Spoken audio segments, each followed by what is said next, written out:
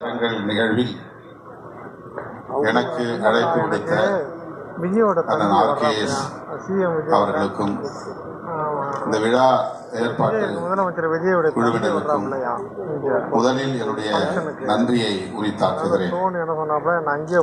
ஒரு சின்ன திருத்தம், நிகழ்ச்சியை ஒருங்கிணைத்த தோழர் தோல் திருமாவளவன் என்று என்னை அழைத்தார். என்னுடைய பெயர் திருமாவளவன், என்னுடைய தந்தை பெயர் தொல்காப்பியன். ராமசாமி என்கிற பெயரை நான் தொல்காப்பியன் என்று மாற்றினேன், அவருடைய ஒப்புதல் இல்லாமலேயே. அதற்கு ஒரு அரசியல் காரணம் உண்டு. தொல்காப்பியன் திருமாவளவன் என்பதைத்தான் தொல் திருமாவளவன் என்று என்னுடைய முன்னெழுத்து மாறி இருக்கிறது. இரா திருமாவளவன் என்பது மாறி இருக்கிறது. இது ஒரு தகவலுக்காக, அதை கேட்கணுங்கிறதுக்காகவே மாற்றி சொன்னேன்.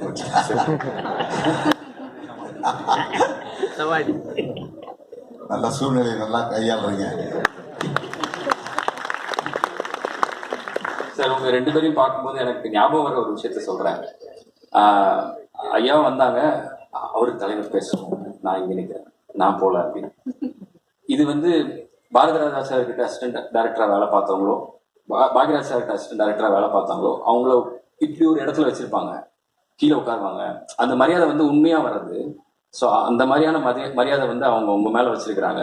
ஸோ அதை பார்க்கும் பொழுது எனக்கு அவங்களோட ஏடிஸோட காம்பினேஷனோ அந்த மாதிரியான விஷயங்கள் தெரியுது. ஸோ இது உங்ககிட்ட இருந்து எல்லாரும் கத்துக்க வேண்டிய ஒரு விஷயம் நினைக்கிறேன். தேங்க்யூ. பார்த்திபன் அவர்கள் இங்கே சொன்னபோது இதை ஒரு குருகுலம் என்று சொன்னார்.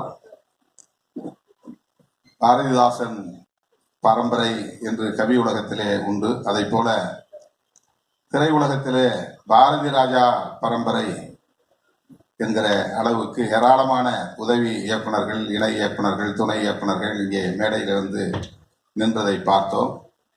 திரையுலகத்திலே அப்படி குருகுலம் இருப்பதை போல அரசியலிலும் உண்டு. ஆனால் விடுதலை சிறுத்தைகள் கட்சியில் அப்படி இல்லை.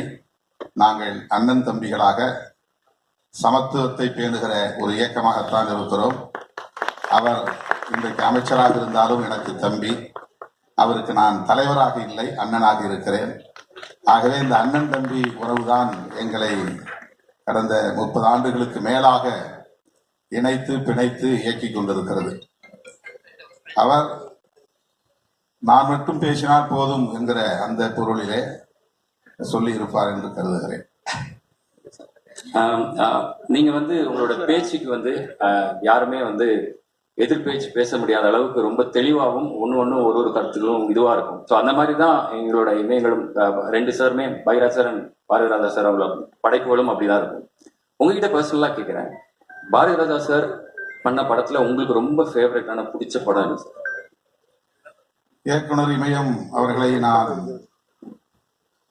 நினைவு கூறுவதற்கு ஏராளமான நிகழ்வுகள் உண்டு. திரைப்படங்களின் ஊடாக மட்டுமில்லை, அரசியலில் எல்லா வரம்புகளையும்